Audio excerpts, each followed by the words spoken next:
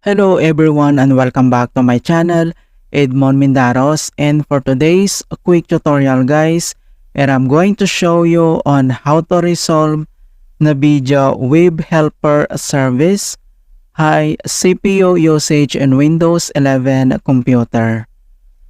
So NVIDIA Web Helper service, this service enhances functionality, it maintains drivers up to date and supports.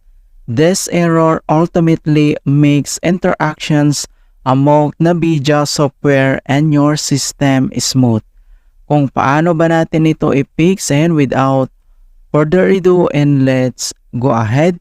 So all you have to do is to open up on the search menu, and dito sa search for app, so type mo lang dito yung device manager, and then i-click mo lang dito yung open. And dito lang sa device manager, ang next step ay kailangan mo lang i-select dito yung display adapter. So i-click mo lang yung arrow na yan para mag-expand.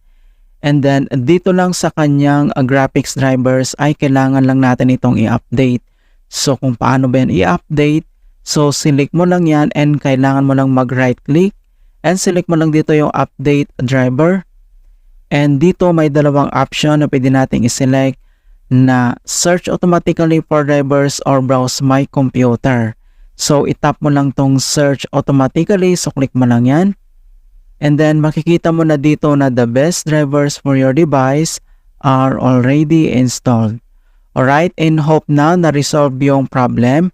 But if the error still persists, so ang next solution na pwede natin gawin is to open up again on a search menu.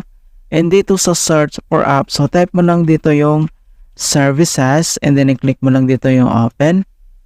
And dito lang sa services and services local, dito sa right side ay kailangan mo lang i-locate dito yung NVIDIA local system container. Alright, so kailangan lang natin yung i-locate.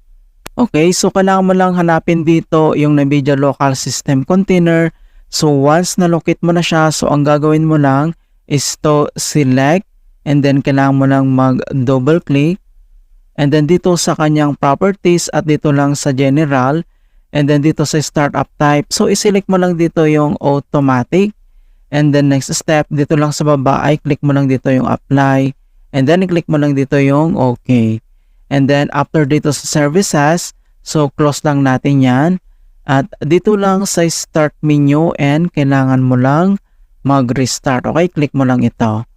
Alright, so ganoon lang po kasimple on how to fix NVIDIA Web Helper service high CPU usage in Windows 11.